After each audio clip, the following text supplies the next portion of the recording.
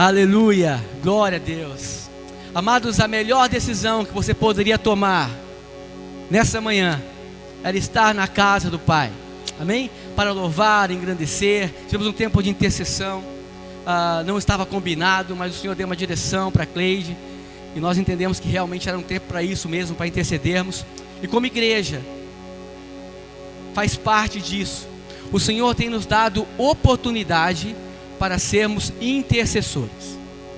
Então sejamos intercessores, sendo suportes uns dos outros, orando uns pelos outros, guardando uns aos outros, amém? Aleluia. Então vamos, irmão Adolfo, para a palavra de Deus. Aleluia.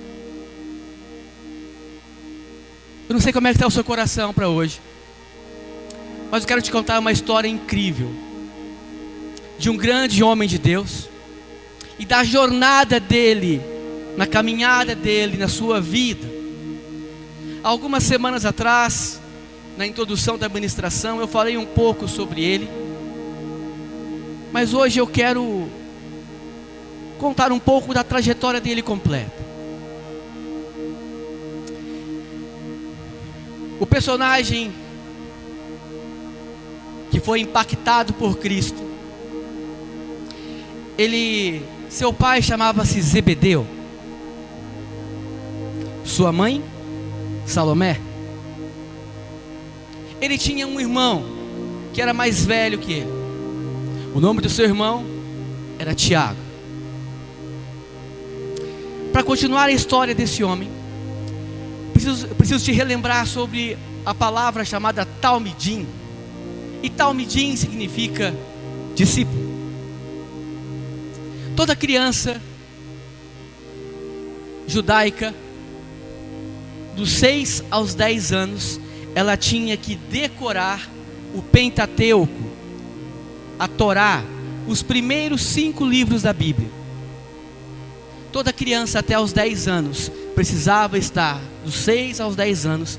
Já pensou, Laís? Decorar Gênesis, Êxodo, até Deuteronômio? Ia ser incrível. No dia que eu decorei Deuteronômio, eu já me achei o máximo, né? Imagine os 5 livros. Aos 10 anos de idade, os normais, os medianos, de repente as pessoas igual você e eu, voltavam para casa e seguiriam agora a profissão dos seus pais. Porém, haviam garotos, Edinho, que eram diferenciados, e esses continuavam, e até os 12 anos de idade, eles precisavam decorar o que nós conhecemos hoje como o Velho Testamento. E aos 12 anos, eles escolhiam um mestre, um grande mestre para seguir. O apóstolo Paulo, por exemplo, foi um desses. Foi criado aos pés de Gamaliel, que era um grande homem da época, um dos doutores da lei. Diziam que um talmidim, as poeiras das sandálias do seu mestre deveriam cobrir o seu rosto, de tão ligado aos pés do seu mestre ele deveria estar. E os mestres traziam, Guilherme, julgos pesados para aqueles seus discípulos. Por isso que quando Jesus vem, ele fala assim: olha, pegue, né, o meu jugo e o meu fardo, pois é leve. E eu fico imaginando que alguns garotos, alguns adolescentes, queriam ter continuado a seguir um talmidim, mas olha, ele foi uma pessoa normal dos 6 aos 10 anos e agora vai seguir a profissão do pai. Esse personagem dessa manhã, até os 10 anos ele aprendeu a Torá, e depois ele foi seguir a profissão de seu pai, Zebedeu, que era um pescador. Zebedeu era um empresário da pesca, tinha barcos, e juntamente com seu irmão Tiago, ele vai agora então ser um pescador. O nome desse homem é João. Havia algo no coração dele, João, que queimava por querer saber mais. Mas ele não poderia mais ser um talmidim, porque ele não era assim, não tinha um intelecto tão elevado. E agora, João vai ser um pescador. Porém, certo dia, seu Mário, escutam que lá no deserto tem um tal de João Batista, um homem excêntrico, com roupas diferentes, estranhas. Comia gafanhotos e mel silvestres. Um homem rústico, irmão João, rústico, uma palavra que define bem o João Batista. E as pessoas saíam das cidades e andavam quilômetros até o deserto para ouvir a seguinte mensagem: arrependei-vos, raças de víboras, arrependei-vos, pois o reino de Deus está próximo. João então começa a seguir João Batista e se torna agora um talmidim, um discípulo de João Batista. Quantas ministrações, Greg, esse homem ouviu do seu mestre, João Batista. Porém, Eduardo, teve um dia que algo muito diferente aconteceu. Seu mestre estava dando uma ministração, uma palavra, e chega alguém que ele conhecia. E esse alguém chega para João Batista e fala assim: me batize hoje. O mestre de João, o João Batista, vira para esse homem e fala assim: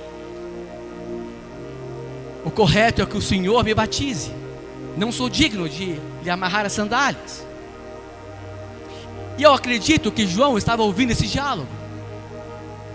E aquele homem, que depois João descobre que esse homem era primo de João Batista, é batizado.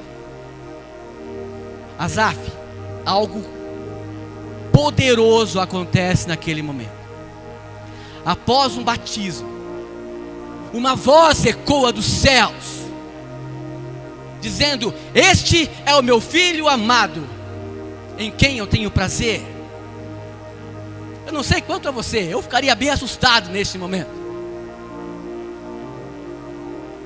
Como assim, uma voz dos céus?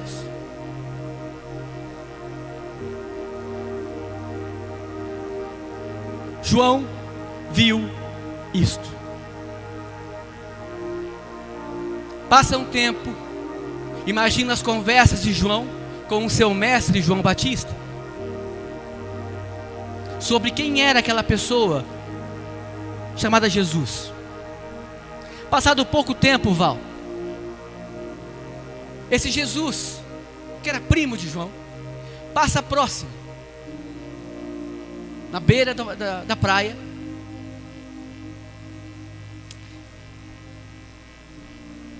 e fala algo para João e Tiago. Eu te convido a ler comigo Evangelho de Mateus, capítulo 4, do verso 21 e 22.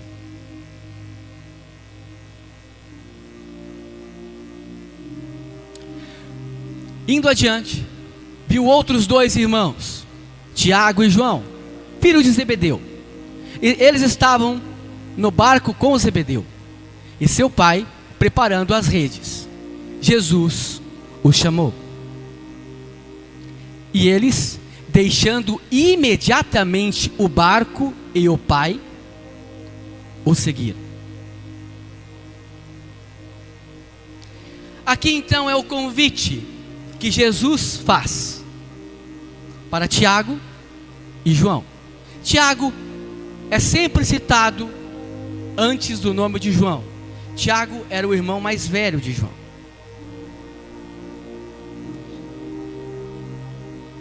Primeiro ponto então que eu quero enfatizar com você: um convite de Jesus.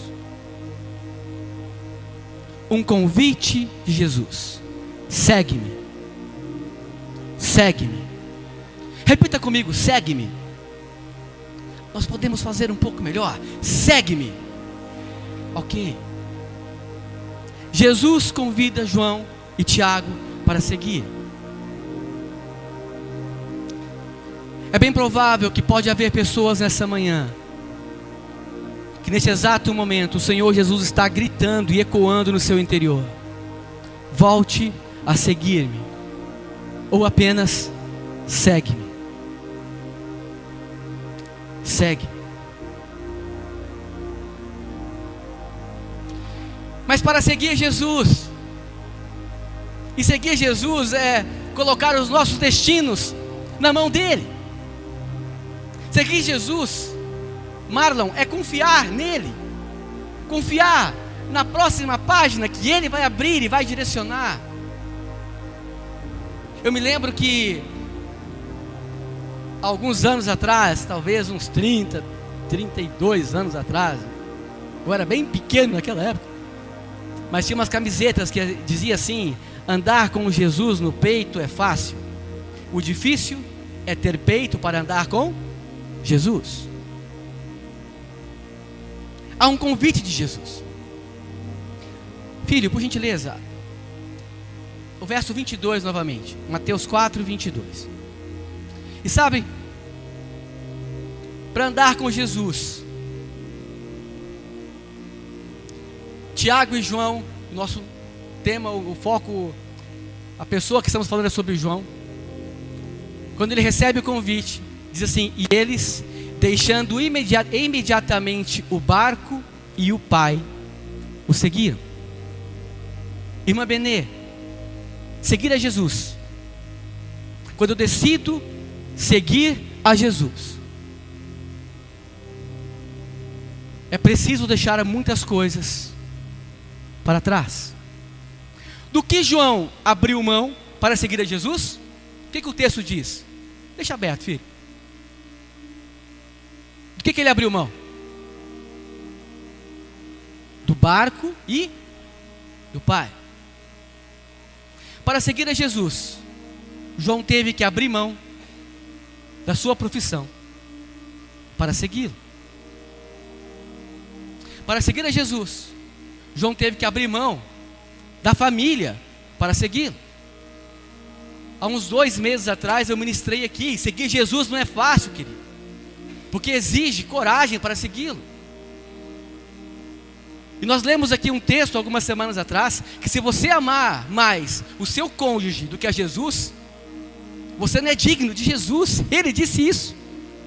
Se você amar mais os seus filhos do que a Jesus, você não é digno dele.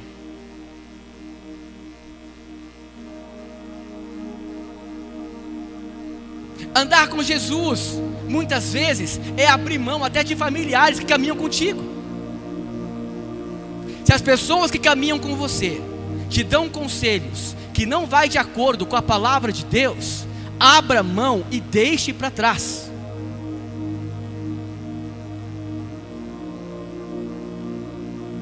Não é que nunca mais você vai falar, não é isso. Mas caminhar perto de você tem que ser pessoas que te incentivam a caminhar mais próximo de Deus e aprender dele, da palavra dele. João então abre mão da profissão e da família para seguir Jesus. Ok, esse é João. Primeira decisão importante que ele toma, Laís: seguir a Jesus. E aí começa uma grande aventura, irmão Nício. Uma grande aventura, porque seguir a Jesus é uma aventura incrível. É você colocar o seu carro desgovernado na mão de quem sabe dirigir, mas você está tão ciente que sabe dirigir que quer pegar o volante. E agora começa João. Emerson João começa a caminhar com Jesus. E começa, imagine só agora, Ana Paula, ele começa a ver milagres de Jesus, ouvindo as ministrações, os ensinamentos do mestre, Léo. E ele começa agora. E na caminhada, quando nós começamos a caminhar juntos, o nosso caráter começa a aparecer. A pessoa que mais me conhece é a minha esposa. E quando os de casa sabem quem nós somos, a máscara lá em casa cai. pastor torna-se o Silas. O irmão Cadu torna-se o Cadu da Renata. O grande Gabriel é o filho do Wilson e da Rose, o neto da Benê. E começa agora João a caminhar com Jesus. E pouco a pouco na caminhada começam a aparecer algumas coisas. Um outro texto, filho. Evangelho de Lucas, capítulo 9, do verso 51 ao 55.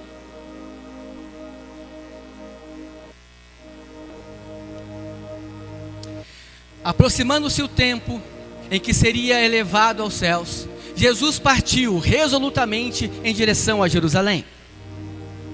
Ele enviou mensageiros à sua frente, que entraram em um povoado samaritano para lhe fazer os preparativos. Mas o povo dali não o recebeu, porque ele se dirigia para Jerusalém. Ao verem isso, os discípulos Tiago e João perguntaram a Jesus: Senhor, queres que façamos cair fogo do céu para destruí-los? Jesus, porém, voltando-se, repreendeu-os. Então, ele e os seus discípulos foram para o povoado.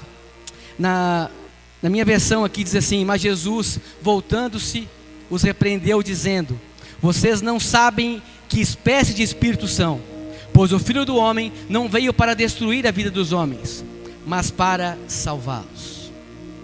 Uau! Então agora estamos começando a conhecer um pouco mais sobre o João. O João era explosivo. O João era pavio curto. Para o João, todos não precisavam ser salvos. E se alguém não aceitasse Jesus, tinha que ir para o inferno mesmo, tinha que ser queimado por eles. E quantas vezes nós estamos cheios da ira do João aqui? Se não concorda comigo, que caia raio do céu, Deus. Manda raio no Edinho, no dedinho do pé esquerdo dele.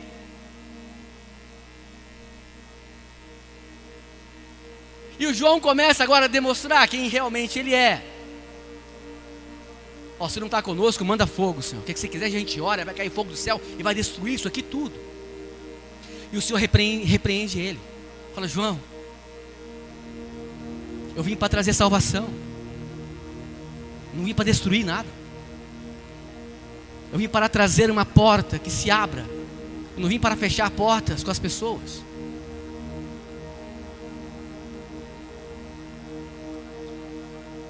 E começa então aqui, em uma outra situação, o Senhor chama João de filhos do trovão.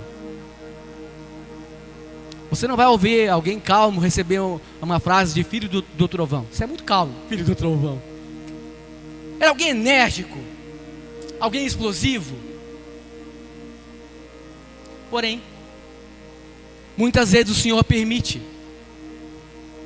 que as nossas fraquezas, que os nossos defeitos de caráter seja manifestado. Mas por que, Flavinho? O Senhor tem prazer em humilhar as pessoas perante os outros? Muito bem, Flavinho, acertou a resposta. Flavinho diz que não. O Senhor não tem prazer em humilhar ninguém. Mas algumas situações que Ele permite que nós passemos, para que haja restauração.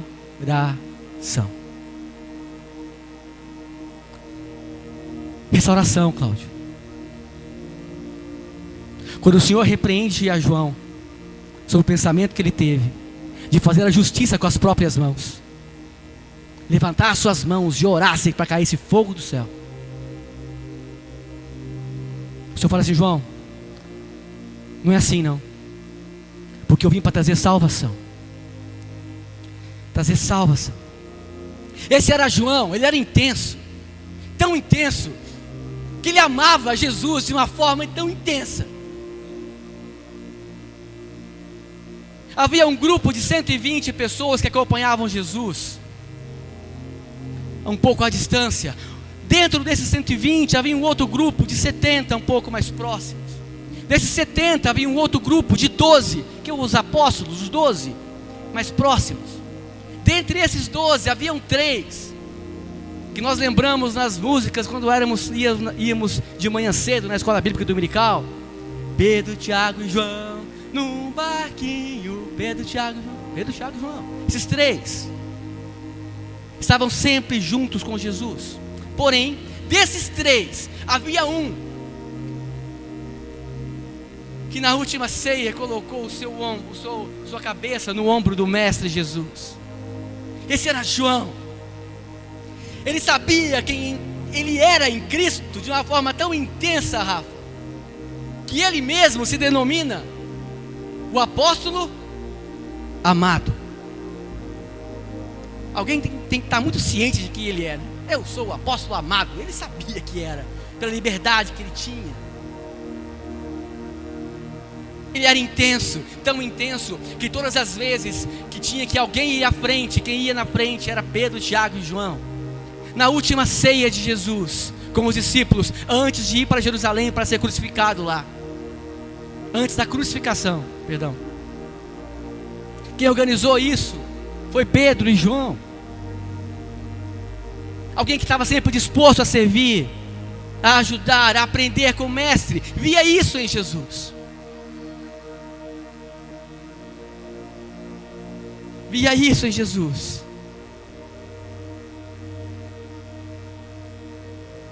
Primeiro ponto, então, é quando João aceita seguir a Jesus. O segundo ponto da caminhada de João é quando ele aceita ter o caráter tratado por Deus. E essa parte é onde a coisa mais pega, porque dói.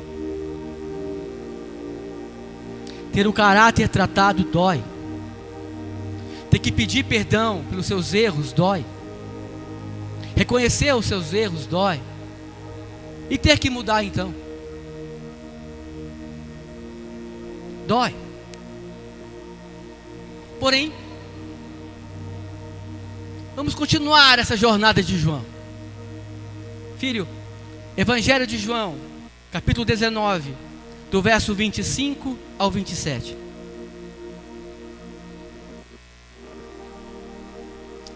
Junto à cruz de Jesus estavam a sua mãe, a irmã dela, Maria, esposa de Clopas, e Maria Madalena.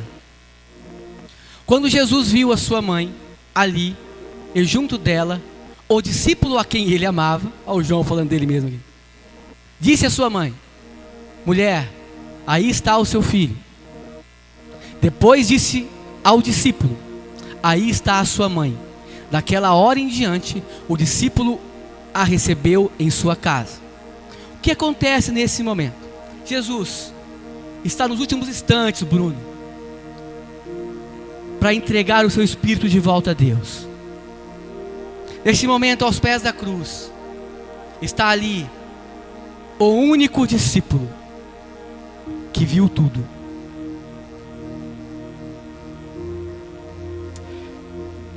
Lembra que João viu Jesus sendo batizado, e ele ouviu a voz de Deus. João viu os milagres, alguns dos milagres que Jesus fez, João viu. E João agora começa a acompanhar ele. Todos os discípulos não aguentaram aquele momento terrível. Aquele filme Paixão de Cristo, sem dúvida, é o filme mais violento que eu já vi na minha vida, mais sanguinário que eu já vi na minha vida.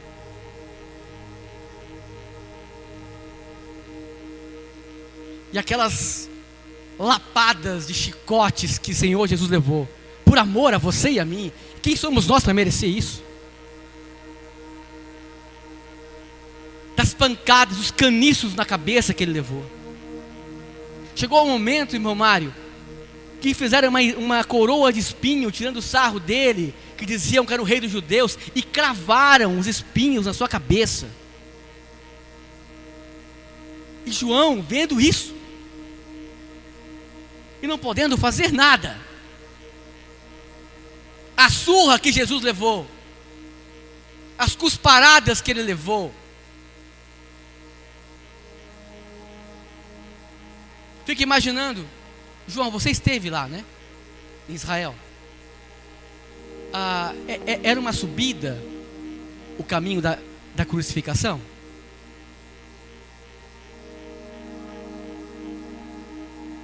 Aproximadamente uns 600 metros que ele levou a cruz, era isso? Amados, depois de ser torturado por horas e horas e horas e horas, o Senhor Jesus é obrigado a levar 2 pedaços de vigas pesados e carregar a ladeira acima por aproximadamente 600 metros.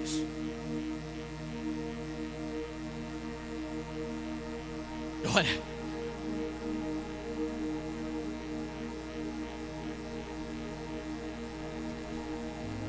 será que merecemos isso? Será que você é tão bom para merecer isso? Você é tão justo para merecer isso? João viu isso. João viu, Cadu. Fica imaginando que naquele momento, quando ele teve um instante que Jesus não aguentou mais, Mateus, ele não aguentou mais. Um certo Simão Cirineu ajudou ele a levar o restante do percurso. Quando chega lá em cima, colocam aquelas 2 vigas, aquela cruz no chão, e colocam aquele homem que foi espancado por horas e horas e horas e horas. E João vendo isso,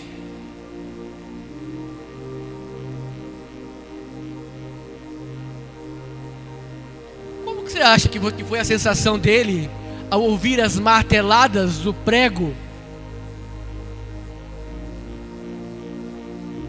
O mestre, a quem ele amou por 3 anos e meio, alguém que mudou a vida dele, alguém que chamou e se importou com ele, alguém que viu ele pescando na beira do mar, e agora os pregos são cravados na sua mão. Pá! Pá! Os seus pés são colocados agora um sobre o outro, e são pregados os pés agora no madeiro.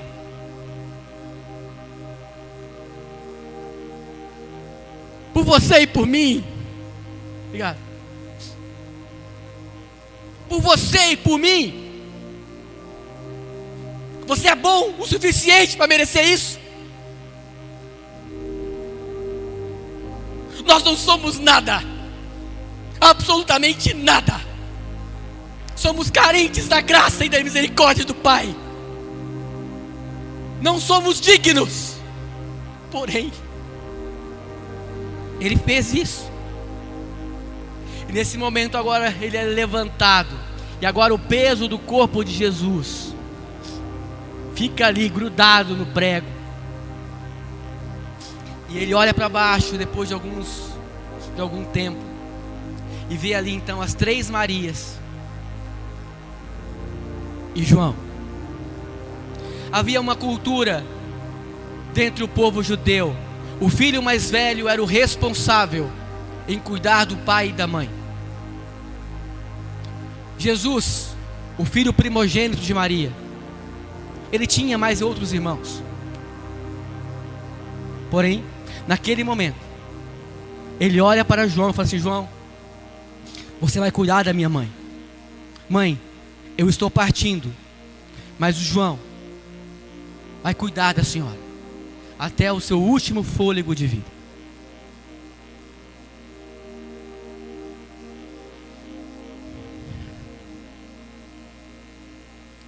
O amor de João por Jesus levou João aos pés da cruz. O amor intenso de João por Jesus levou João até a cruz. Ele viu tudo isso. Seguir Jesus nos leva até a cruz, Renata. Samara e cruz é o lugar da morte. Mara, não é lá que eu tenho que morrer. Se o meu caráter está sendo tratado, eu preciso morrer para mim mesmo. Sabe, é na cruz. Vá para a cruz. Você e eu precisamos ir para a cruz.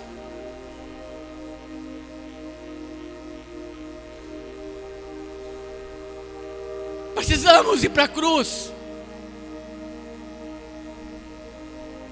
Se o Silas não morrer, Jesus não vem reinar por completo na vida dele.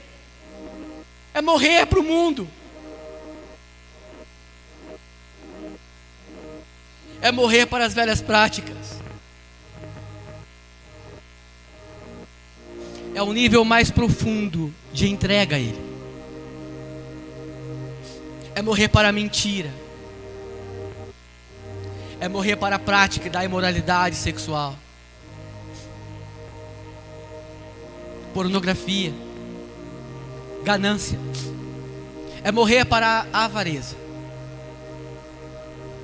É morrer para o linguajar inapropriado. Se você solta palavrões de forma inconsciente, a Bíblia diz que a boca fala do que o coração está cheio. Vigie o que sai dos seus lábios. Vigie o que sai dos seus lábios.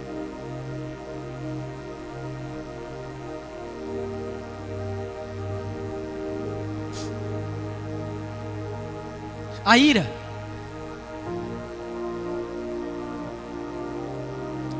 Estava ouvindo um pregador que ele falou assim: olha, meu problema sempre foi a ira.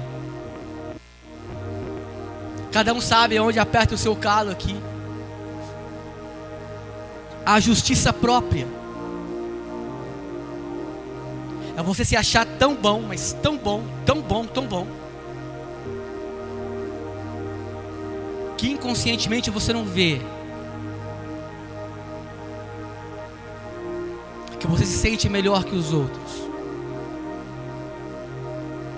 O orgulho. O orgulho são castas à falta de perdão.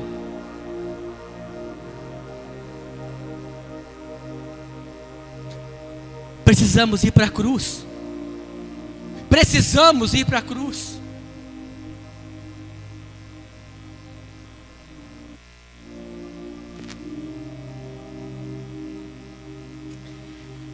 Se arrepender do velho eu.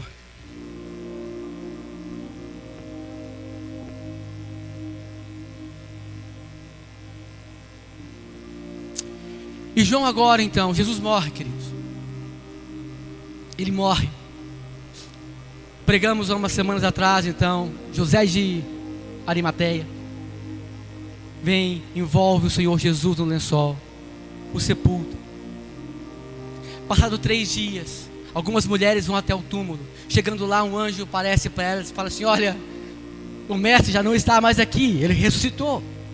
Essas mulheres vão para os discípulos e contam para eles o que aconteceu.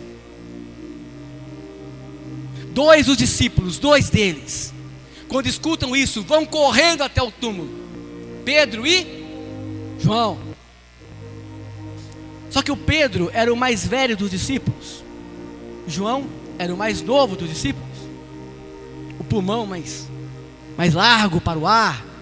O primeiro discípulo a chegar no túmulo de Jesus foi João.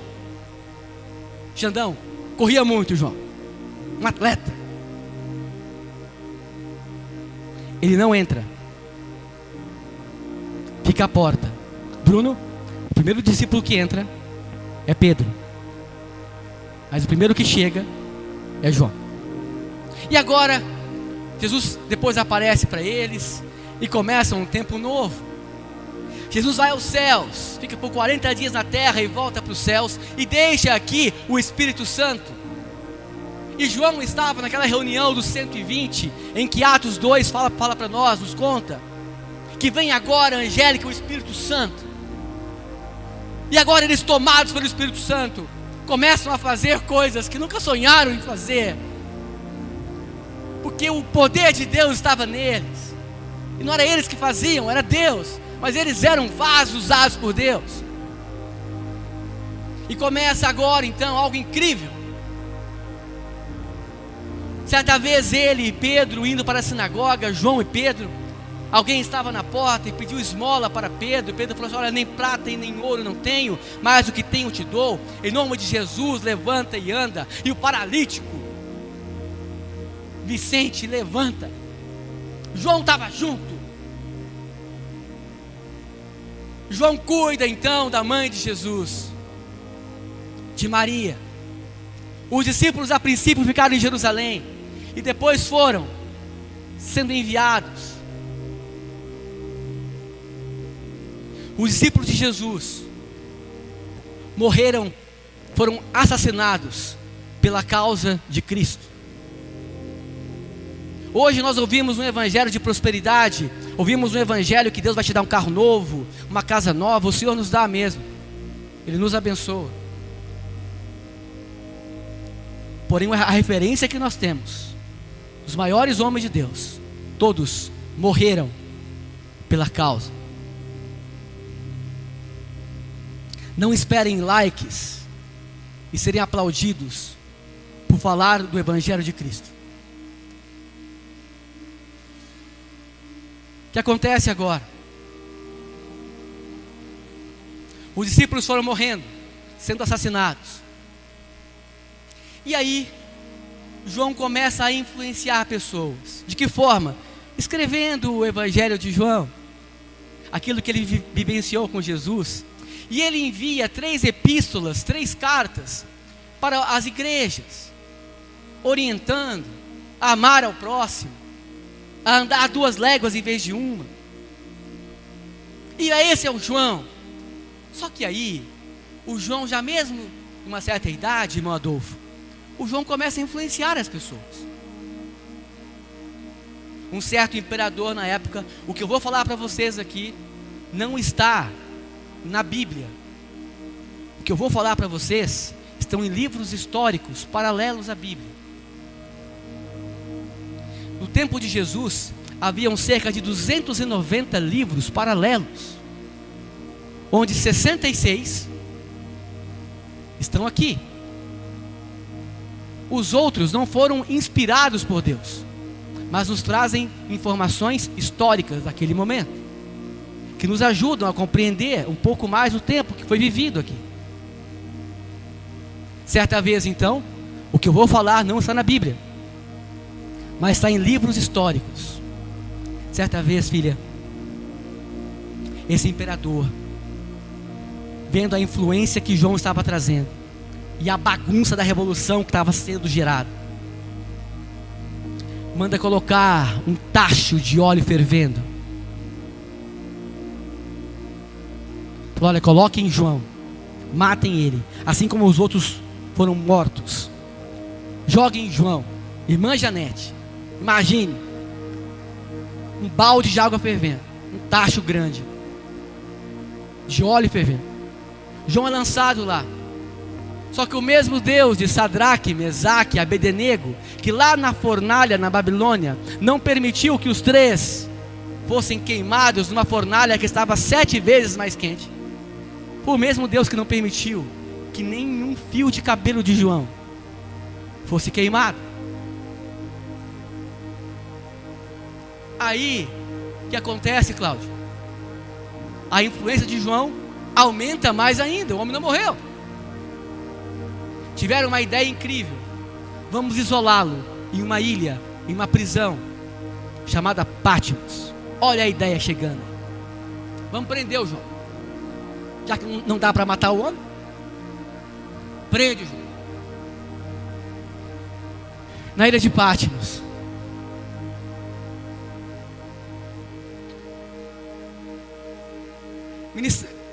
Colocando essa pregação no papel, algo veio em meu coração sobre João. Talvez na história da humanidade ninguém viu coisas tão lindas e tão terríveis como esse homem. Alguém que estava presente quando Jesus disse: eis aqui o meu filho amado, a quem me comprazo. Alguém que viu Jesus sendo literalmente espancado, pregado na cruz e morto, é levado para uma ilha. E lá, quando achavam que João literalmente, olha, já fez o que tinha que fazer, não vai influenciar mais ninguém aqui. Eu imagino quantos homens prisioneiros naquele lugar lá, Val, foram impactados por João. Mas certo dia, algo acontece. João, já com a idade bem avançada, beirando os seus 90 anos,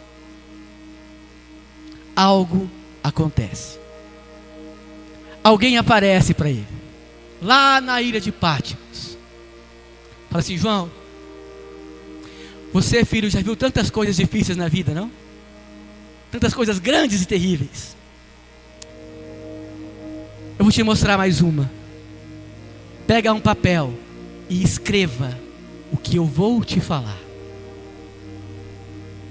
Sabe o mestre?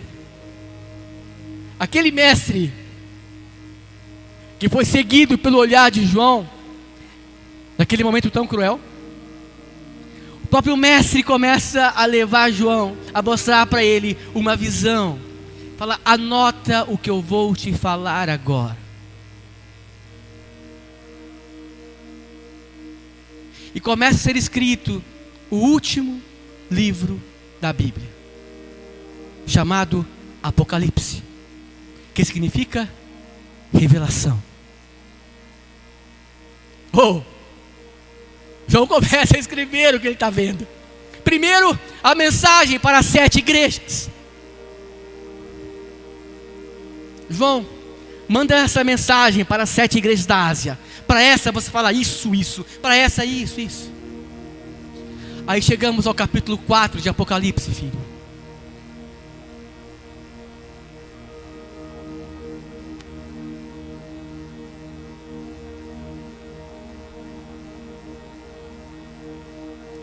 E depois que ele escreveu as 7 cartas para as igrejas, acontece isso. Depois dessas coisas eu olhei, eis que diante de mim havia uma porta aberta no céu. E a voz que eu tinha ouvindo falar comigo no princípio, como de trombeta, disse: suba para cá, e eu mostrarei a você o que deve acontecer depois dessas coisas. Imediatamente vi-me em espírito, eis que havia um trono no céu, e alguém sentado nele. Aquele que estava sentado era de aspecto similar à pedra de jaspe e à de sardônio. Um arco-íris semelhante a uma esmeralda circuncidava o trono. Ao redor do trono havia 24 outros tronos, e neles estavam sentados 24 anciãos. Eles estavam vestidos de branco e na cabeça tinham uma coroa de ouro. Do trono saíam relâmpagos, vozes e trovões. Diante dele estavam acesas 7 lâmpadas de fogo, que são os 7 Espíritos de Deus. Diante do trono havia um mar de vidro, como de cristal, no centro e ao redor do trono. Havia 4 criaturas viventes cobertas de olhos, tanto na frente como por trás. A primeira criatura vivente era semelhante a um leão, a segunda a um bezerro, a terceira criatura vivente tinha o rosto como o de um homem, e a quarta era semelhante a uma águia em voo. Cada uma delas tinha 6 asas, e eram cheias de olhos, tanto ao redor como por baixo das asas. Dia e noite dizem sem cessar: Santo, Santo, Santo é o Senhor, o Deus Todo-Poderoso, que era, que é e que há de vir. Toda vez que as criaturas viventes dão glória, honra e graças a Ele, e graças àquele que está assentado no trono, e ao que vive pelos séculos dos séculos. Os 24 anciãos se prostravam diante daquele que estava sentado no trono e adoravam ao que vive pelos séculos dos séculos. Eles lançam as suas coroas diante do trono e dizem: digno és tu, Senhor Deus, Senhor e Deus nosso, de receber a honra, a glória e o poder, porque criaste todas as coisas, e por ela e por tua vontade elas existem e foram criadas. Ele viu isso. Ele viu isso. Dex, ele viu isso.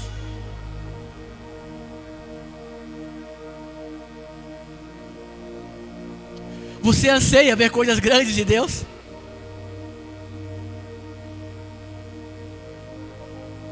Você anseia fazer que a sua vida faça sentido? Tem que haver um sentido, irmã Cleide. Tem que ter um propósito, Edinho. Mas para chegar a ver o trono de Deus, é necessário que passemos pela cruz primeiro.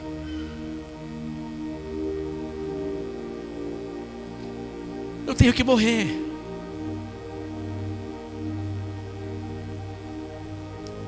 Eu tenho que matar os meus desejos.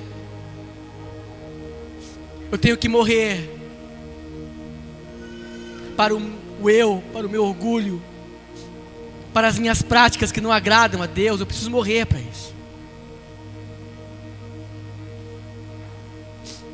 E esse foi João. Uau! Que vida intensa!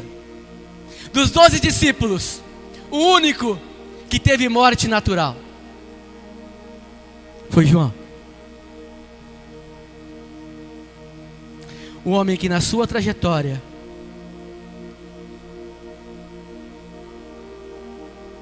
viu desde a cruz até o trono de Deus.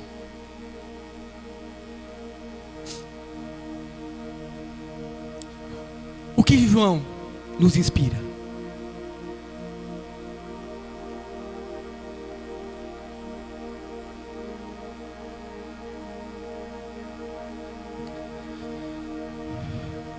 Primeiro passo, seguir a Jesus. Segundo passo, permitir seu caráter ser tratado. O terceiro é ir para a cruz.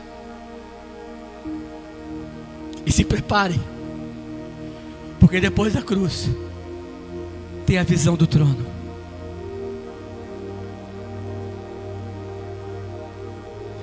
Eu estou falando para homens e mulheres, jovens e adolescentes, que foram chamados para ver o trono de Deus.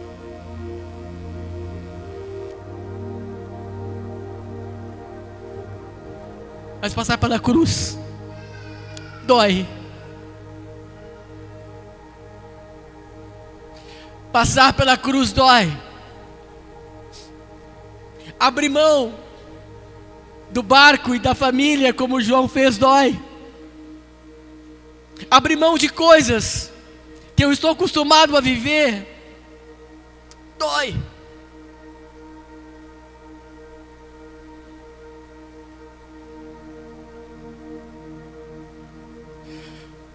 Abrir mão do passado dói.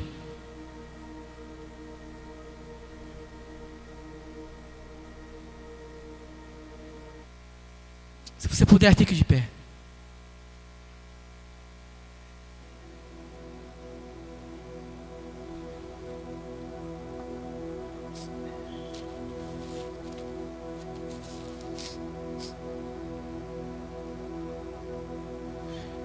Eu não sei aonde que o Espírito Santo ecoou no seu coração.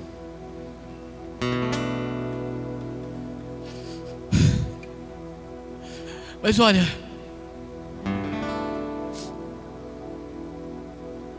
o Senhor nos chama para poder ver o trono dEle.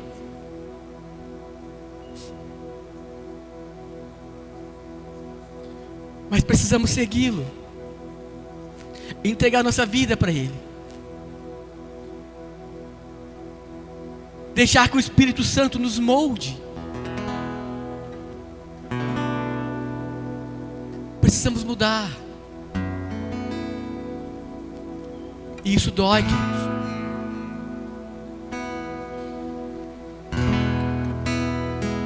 Dói chegar até a cruz. Dói quando você coloca uma lente e olha para si mesmo e não enxerga aquilo que gostaria de enxergar. Isso dói. Porém,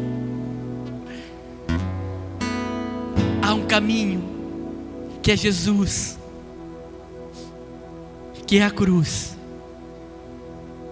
Por mais que doa nesse momento de enfrentar as coisas, vai valer a pena aquilo que nos será revelado a partir disso. Feche seus olhos.